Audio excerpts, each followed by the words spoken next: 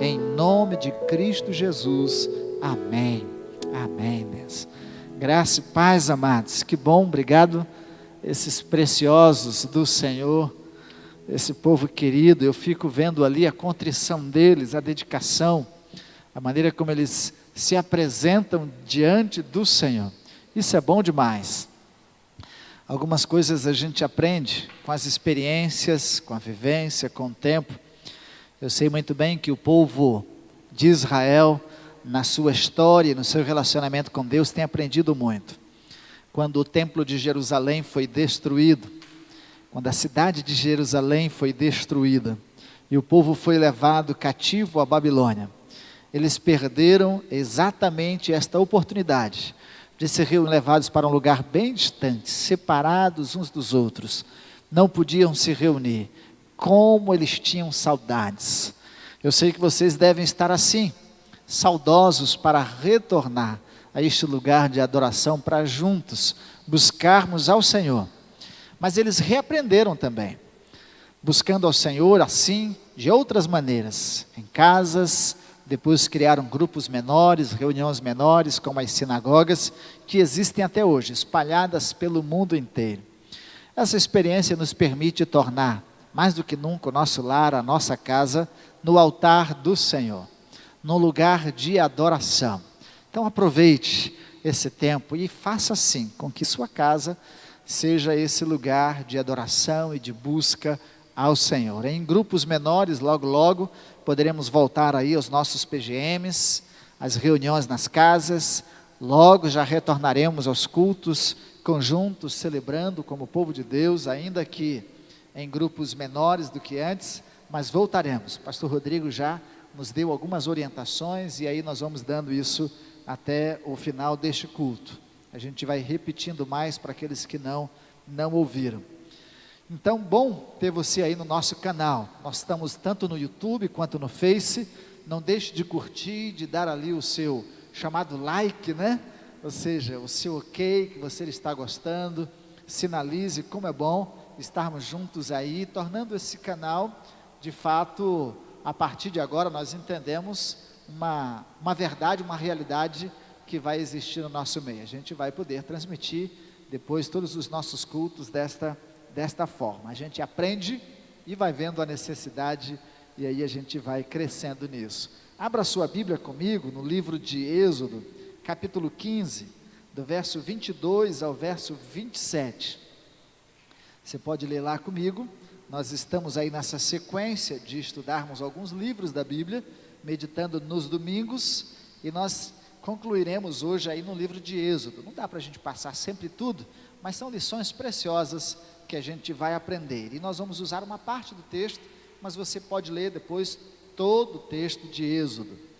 Hoje mesmo eu conversava com o Rivaldo, e Rivaldo, nosso abraço, a Thelma, que lá nos Estados Unidos nos assistem, a Vivi, a Just também, mas ele dizia: Adonias, essa quarentena eu tenho aproveitado para ler a Bíblia, e já li em pouquíssimos dias todo o Novo Testamento.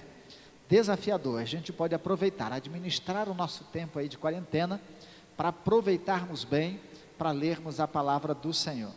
Olha só, e aí eu me lembro que nós desafiamos a igreja no início do ano a ler toda a Bíblia, e aí você não vai ter desculpa que não teve tempo. Deus está nos oportunizando um tempo precioso para lermos a palavra do Senhor. Diz aí o texto assim: Aí Moisés levou o povo de Israel do Mar Vermelho para o deserto de Sur.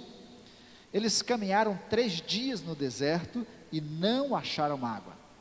Então chegaram a um lugar chamado Mara, porém não puderam beber a água dali, porque era amarga. Por isso aquele lugar era chamado de Mara. O povo reclamou com Moisés e perguntou: o que vamos beber? Então Moisés, em voz alta, pediu socorro a Deus, o Senhor lhe mostrou um pedaço de madeira, que o Senhor Deus deu, um pedaço de madeira.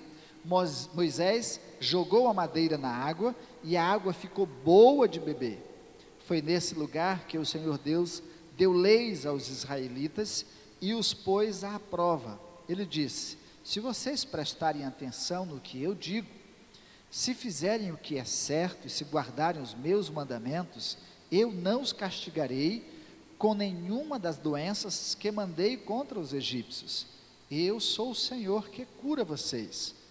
Eu sou o Senhor que cura vocês. Depois os israelitas chegaram a Elim, onde havia 12 fontes de água e 70 palmeiras, e acamparam ali perto da água. Olha que coisa preciosa, mesmo andando pelo deserto, eles chegaram a um oásis, a um lugar de refrigério, a um lugar de água, a um lugar de descanso, a um lugar de sombra. Nós vamos entender e tirar algumas lições preciosas desse texto. Após a saída do povo hebreu do Egito, se você tem nos acompanhado em toda a leitura de Gênesis e agora entrando e chegando ao Êxodo e terminando o Êxodo, depois que eles saíram do Egito, eles precisaram trilhar um longo caminho, e esse caminho envolvia toda a parte do deserto, e por 40 anos eles peregrinaram no deserto. Foi um tempo que serviu de preparação, serviu de organização, inclusive do culto, do louvor, da adoração, dos sacrifícios. Foi um tempo também em que o povo muito se rebelou contra o Senhor, e parte das suas rebeldias eram dirigidas ao líder Moisés, que os conduzia naquela peregrinação. Também foi um tempo de muitas baixas, muitos morreram. Nesses 40 anos, dos que chegaram até o final, somente Josué e Caleb, os dois únicos que entraram na terra prometida. Nem mesmo Moisés, Deus permitiu que entrasse na terra prometida, só 2. Então um tempo de baixa, um tempo de morte, um tempo de luto desses 40 anos enquanto eles peregrinaram no deserto. Para nós hoje, o deserto, ele é símbolo de morte, símbolo de escassez, símbolo de aridez, de perigo, de muitas outras dificuldades. Mas também nós podemos entender que ele é um lugar de riquezas. Se olharmos para o subsolo do deserto, especialmente daquela região, riquíssimo em petróleo, minérios preciosos, riquezas preciosas que tem ali no subsolo do deserto. Assim também é a nossa vida. Se trazermos essa lição para o nosso dia a dia, para a nossa vida, também não é diferente. Há na nossa história de vida em momentos em que nós passamos pelo deserto. E enquanto nós passamos pelo deserto, faltam recursos, tem hora que nós temos a sensação de exaustão, de intensa exaustão, para alguns até de tédio, de desânimo, e para alguns desânimo total, absoluto, com a sensação e desejo de morte, de não querer mais viver.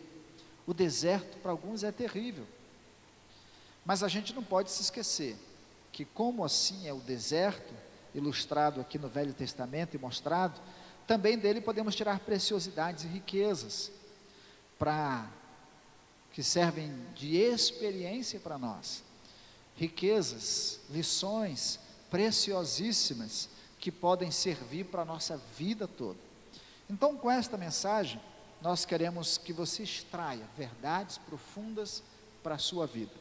É possível que você esteja passando nesse momento por um deserto, é possível que você já tenha passado por esse deserto, e alguns talvez nunca tenham passado, mas ainda podem passar por este deserto. Por isso, o nosso desejo é que essa mensagem alcance o seu coração, e dela a gente tire preciosas lições, e ouçamos o que Deus tem para falar conosco nesta noite. Eu quero falar assim com você sobre como vencer o deserto. Quero repetir com você: como vencer o deserto.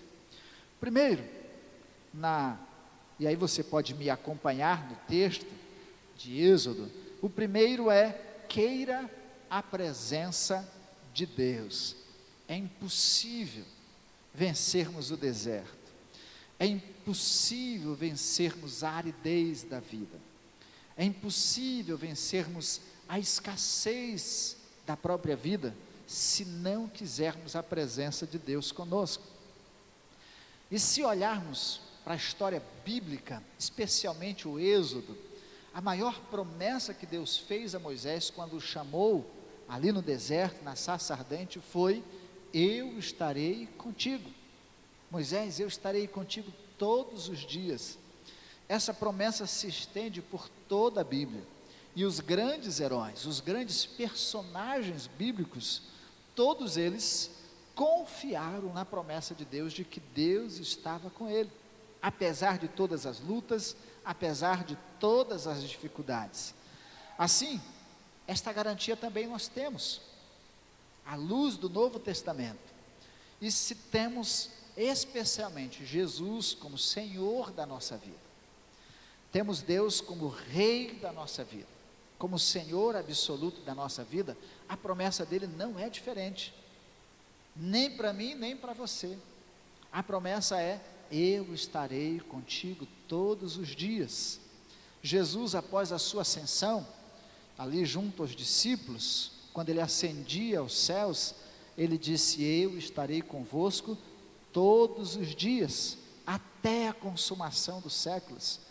E ainda, se olharmos um pouquinho mais para trás, João capítulo 14, e as outras referências das promessas de Jesus sobre o Espírito Santo do Senhor, ele diz: e eu deixarei com vocês o meu Paracleto, ou seja, o meu advogado, consolador, aquele que estará com vocês todos os dias e para sempre, aquele que se tornou o penhor da nossa salvação, a garantia da nossa entrada nos céus.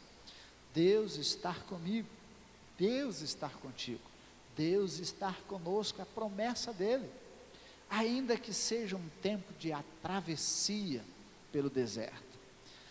Se a gente vai observando como é que Deus se fez presente na vida do povo hebreu, enquanto eles passavam pelo deserto, nessa declaração de que Deus era com eles, e a prova disso é que no primeiro momento, enquanto eles saem do Egito, e os egípcios e o exército inimigo, o exército do Egito persegue o povo hebreu, eles precisam atravessar o Mar Vermelho, e ali nós temos a permissão de Deus, e a ordem de Deus dada a Moisés, dizendo o seguinte, Êxodo capítulo 14, verso 16, levante o bastão, Moisés, e o estenda sobre o mar, a água se dividirá, e os israelitas poderão passar em terra seca, pelo meio do mar.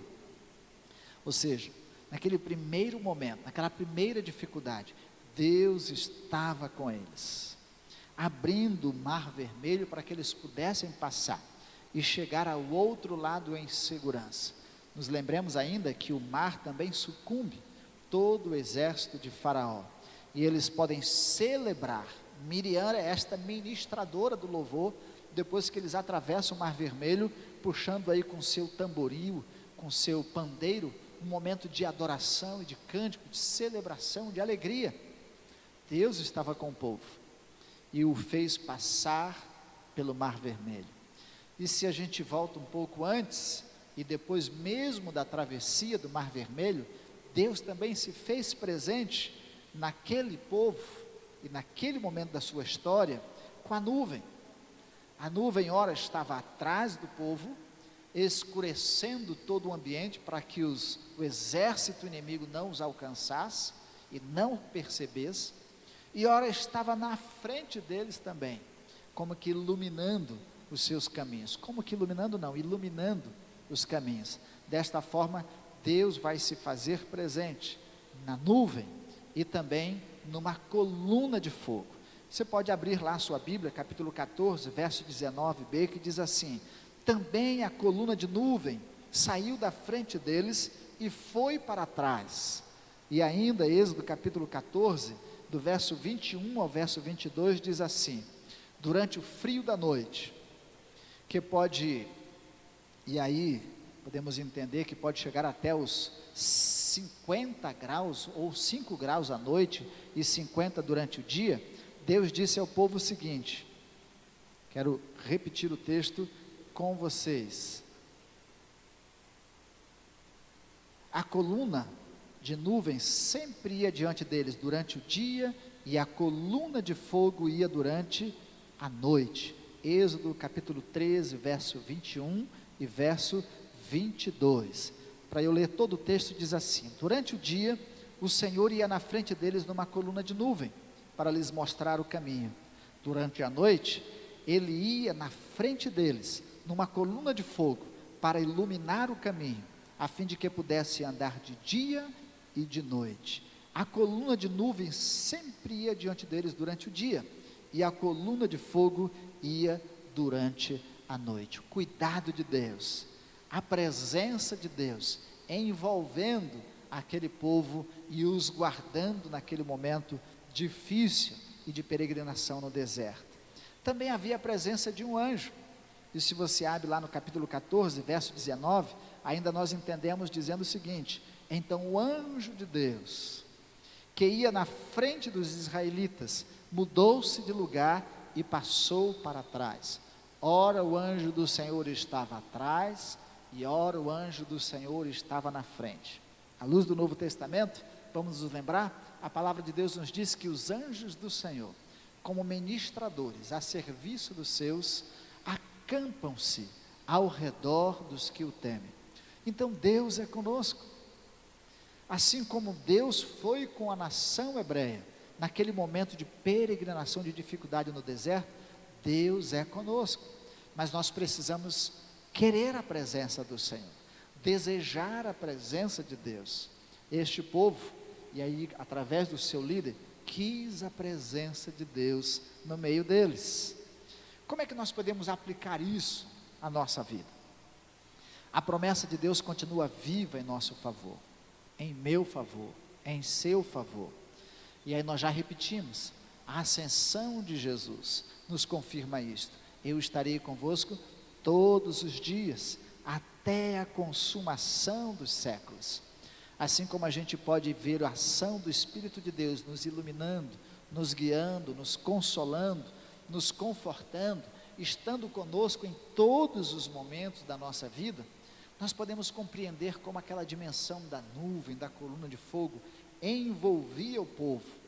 Deus é o nosso termômetro, Ele nos envolve com sua presença, nos deixando equilibrados, temperados, aquecidos, confortados. Não querer a presença de Deus é correr o risco do fracasso, da vulnerabilidade, do perigo, da morte, aí em todos os sentidos, e da frieza, assim como da solidão. Como não querer a presença do Todo-Poderoso, do Criador e Senhor de todas as coisas? Como não desejar, como não querer que Deus esteja conosco na nossa peregrinação, no nosso tempo em que andamos por aqui? Nossa vida, ela é temporária, ela é passageira. O salmista diz que a nossa vida chega até os 70, passados 80, enfado e canseira. Ela nos estabelece um limite de vida de 120 anos, então nossa vida é efêmera, é passageira. Peregrinamos por aqui, e como não peregrinar com a presença do nosso Deus? Segundo, confie na provisão de Deus. A segunda maneira de vencermos o deserto é confiarmos na provisão de Deus. O primeiro ato de Deus em prover as necessidades do povo que saiu da escravidão do Egito foi lhe dando água. Logo depois que eles atravessam o Mar Vermelho, depois dos 3 primeiros dias de peregrinação, e aí acaba a água, não tem mais água, e a água que eles tinham para beber era uma água amarga, salobra, sem condições, não tinha condições de beberem. Então Deus conversa com Moisés, e ele usa uma madeira para jogar na água e torná-la potável. Em outro momento, quando eles também tiveram sede, escassez de água, Deus diz a Moisés: pegue a vara que você estendeu para abrir o Mar Vermelho e toque na rocha, porque dela sairá água. Esses dias mesmo eu ouvi um programa trazendo-nos a reportagem sobre esse lugar que ainda é visitado pelos turistas como a fonte que jorrou água da rocha. Aquele ainda é um lugar considerado sagrado para alguns, mas Deus é esse que saciou a sede do povo no deserto. Ainda a gente vai ver que também depois que acaba toda a provisão trazida do Egito, eles sentem fome e reclamam isso a Moisés, queixam-se a Moisés, dizendo: vocês me trouxeram, ou você nos trouxe para o deserto para morrermos de fome, era melhor ter ficado no Egito, morríamos lá como escravos, mas não morreríamos aqui de fome. E aí Deus então estabelece o maná, que cairia do céu, numa porção para que eles se saciassem todos os dias. E assim eles recolhiam o maná que caía do céu todos os dias, numa porção própria para cada dia, e somente na sexta cairia uma porção dobrada. Aliás, eles recolheriam uma porção dobrada para não fazerem nenhum esforço, não trabalharem no sábado e dedicarem o sábado ao Senhor e também para o seu descanso. Olha só, Deus sacia a sede e Deus sacia a fome daquele que peregrinava pelo deserto. Na nossa vida não é diferente. Aplicando isso à nossa vida, quantas vezes nós temos escassez, dificuldades, e aí eu não tenho que só espiritualizar isso não, trazer isso para a realidade do nosso dia a dia. Muitos que têm falta de água potável para beber, outros que têm falta de alimentos, na sua mesa falta o alimento.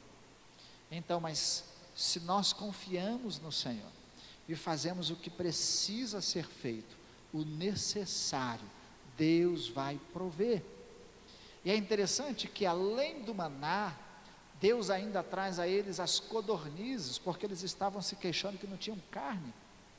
E Deus, num ato de graça, concede ainda mais do que o necessário para suprirem as suas necessidades. Lhes deu carne. Deus é tão maravilhoso que além de suprir as nossas necessidades básicas, Ele nos dá muito mais.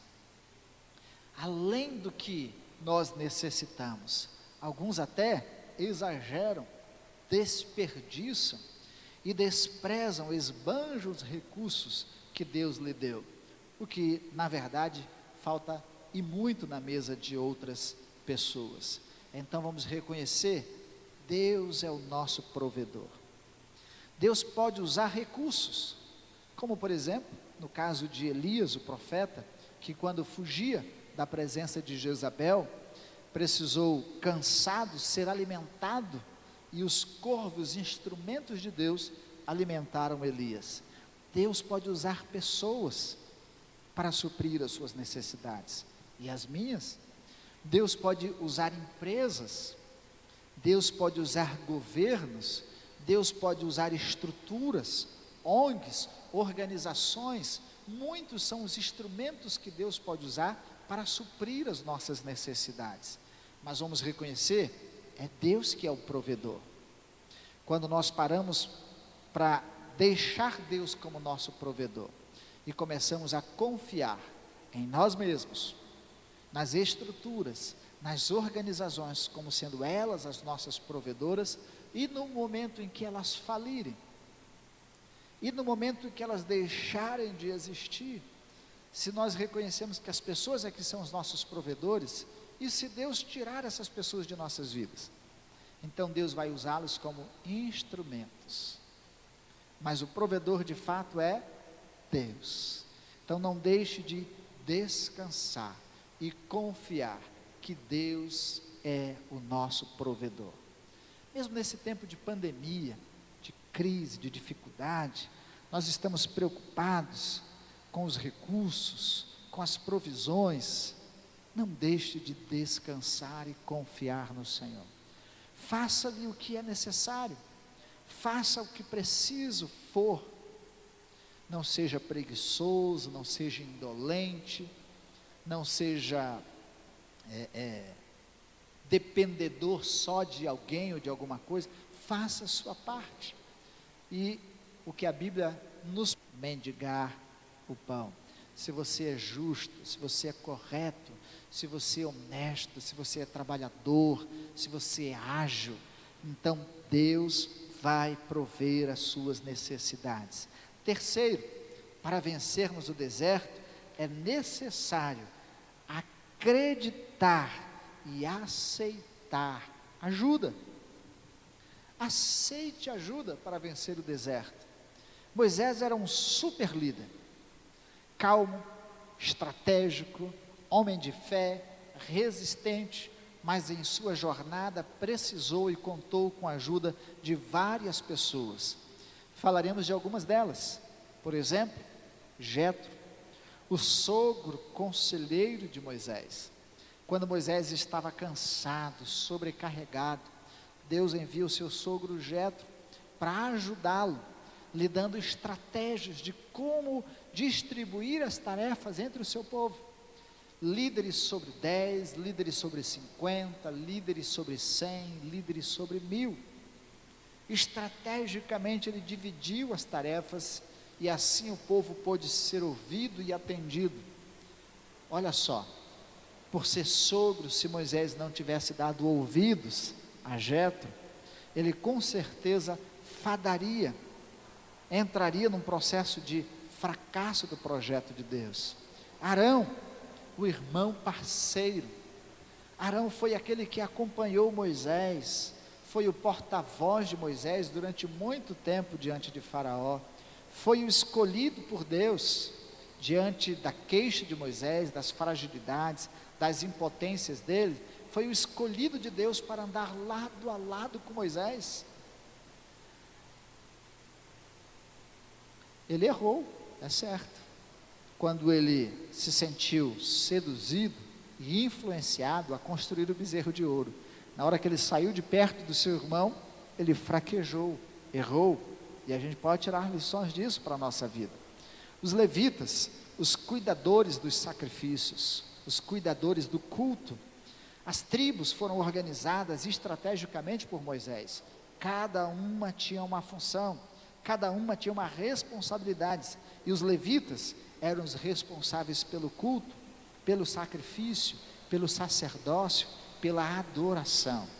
Olha, Deus levantou um homem estratégico, Deus levantou um homem parceiro, irmão, amigo, e Deus levantou tribos, estruturas que pudessem ajudar Moisés na sua jornada e na organização do povo hebreu.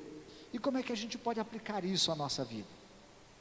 É comum nos sentirmos sozinhos, únicos, quando estamos passando por uma grande dificuldade. Foi assim com Moisés, especialmente no início da sua chamada. Com o profeta Elias também não foi diferente. Ele se achava sozinho, o único profeta, e haviam 400 profetas escondidos no fosso, num buraco, esperando o momento oportuno. É muito comum a gente ter essa síndrome do sozinho, do único, quando a gente está diante de uma situação muito difícil, complicada, diante de um problema. Ao mesmo tempo, nos sentimos onipotentes, com uma falsa ideia de que ninguém vai fazer o que fazemos ou como fazemos. Achamos que outra pessoa não terá capacidade de entender o que estou sentindo, ou até mesmo de nos ajudar. Veja o que diz o autor de Provérbios, quando nos alerta sobre essa síndrome, sobre esse perigo. Aquele que anda sozinho é orgulhoso e inseguro, e insurge contra a própria sabedoria. Busque pessoas que ajudem você a encontrar estratégias para resolver situações, problemas, seja na sua empresa, seja na sua vida pessoal, na sua vida familiar, nos seus empreendimentos, nos seus negócios.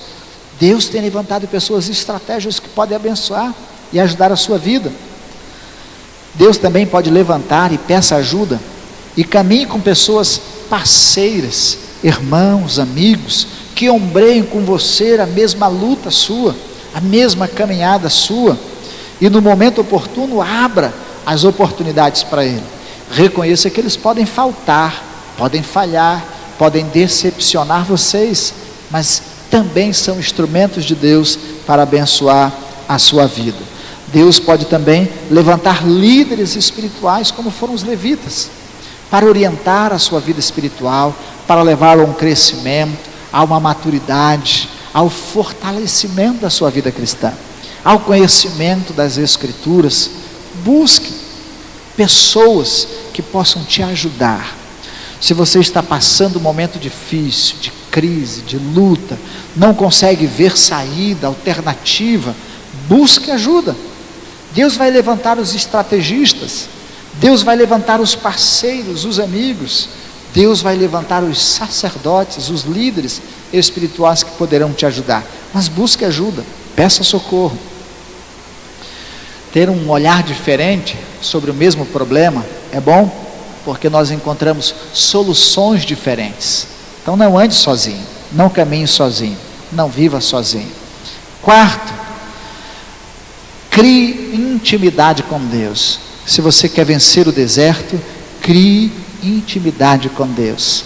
Moisés era o homem que falava face a face com Deus, entrava diante da presença de Deus, e aí não é porque ele via Deus, mas é porque ele era honesto com Deus, ele era franco com Deus, ele era sincero, assim como ele também ouvia a sinceridade de Deus, as ordens, os mandamentos, as recomendações, os critérios, os valores, as disciplinas. Moisés ouvia Deus e se dirigia a Deus. Criar intimidade com Deus é se permitir entrar no trono de Deus, na presença de Deus, e ter com Ele intimidade. As declarações que a gente encontra no livro de Êxodo é que Moisés viu a glória de Deus quando ele sobe ao monte para receber as tábuas da lei. Ali ele presencia a glória de Deus, a santidade, a majestade, a soberania, a paz, a grandeza de Deus, de tal forma que quando Moisés desce do monte, depois de ter vivido e experimentado a glória de Deus, ele também resplandece a glória de Deus, de tal forma que ao descer do monte, o seu rosto brilhava, a sua face, o seu sorriso, o seu semblante era diferente. Ele precisou cobrir o rosto, porque isso ofuscava a vida de outras pessoas. Assim conosco não será diferente, ainda com uma vantagem à luz do Novo Testamento: nós não precisamos cobrir o nosso rosto. A exemplo dos discípulos que presenciaram a transfiguração de Jesus e quiseram ficar ali naquele momento contemplativo. Irmãos, quando a gente entra na presença e na intimidade de Deus e percebemos e experimentamos a glória de Deus, nossa vida é diferente, o nosso semblante é diferente, o nosso jeito é diferente, a nossa voz é diferente, nosso sorriso é diferente, o nosso andar é diferente, a nossa postura é diferente. As pessoas vão ver Deus em nós, vão ver Cristo em nós. Como nos diz Paulo, nós vamos exalar o bom perfume de Cristo Jesus. Resplandeça, irmão, a glória de Deus, resplandeça a vida de Deus, manifeste a vida de Deus. Mas para isso é preciso entrar na intimidade, criar intimidade com Deus. É deserto, é período difícil, é quarentena, é pandemia, é escassez, é o quê? É oportunidade para se criar intimidade com Deus. Mais do que nunca, a gente precisa ouvir a voz dele, ter diretrizes de Deus para a nossa vida e para tudo mais que a gente vai fazer. Quinto, faça sucessores. E esse é o nosso último ponto. Se nós queremos vencer o deserto, nós precisamos criar sucessores. Moisés valorizou homens que tinham qualidades especiais e elegeu essas pessoas como espias para ir até a terra prometida e verem o que Deus havia preparado para eles, o que eles haveriam de conquistar. E ao valorizar estes homens, responsabilizou-os de trazerem um relatório e as informações. A Apesar de alguns trazerem relatórios negativos, outros trouxeram um relatório positivo. Dentre estes, nós temos 2 personagens, Josué e Calebe. Dos 2, um deles foi treinado por Moisés. Então ele treinou Josué. Dos espias, ele foi o que se destacou. Ele procurou ficar perto do líder e por ele foi treinado, desafiado, responsabilizado até se tornar o sucessor. Ele também autorizou Josué. Tudo que Josué iria fazer era com a ordem de Moisés. Foi assim até quando Moisés, antes da sua morte, declara Josué como sucessor seu e aquele que conduziria o povo até a terra prometida. E lembrando, as palavras que Moisés ouviu de Deus, Moisés, eu serei contigo, foram as mesmas que Moisés repetiu a Josué, dizendo, o Senhor é contigo, não temas, sê forte, sê corajoso, tenha bom ânimo, Josué. As palavras foram as mesmas, Deus é contigo. Então, se nós queremos ter sucessores, criarmos sucessores, é baseados e fundamentados, não nas nossas qualidades puras, mas na confiança de que Deus será com eles, para continuarem fazendo aquilo que é propósito de Deus, trazendo isso para a nossa realidade, para a nossa vida, aplicando isso. Em nossa trajetória, precisamos reconhecer nossos espias, aqueles com qualidades, ainda que ocultam aos olhos de alguns, e às vezes ocultam até aos nossos próprios olhos, para dar continuidade ao que Deus nos confiou.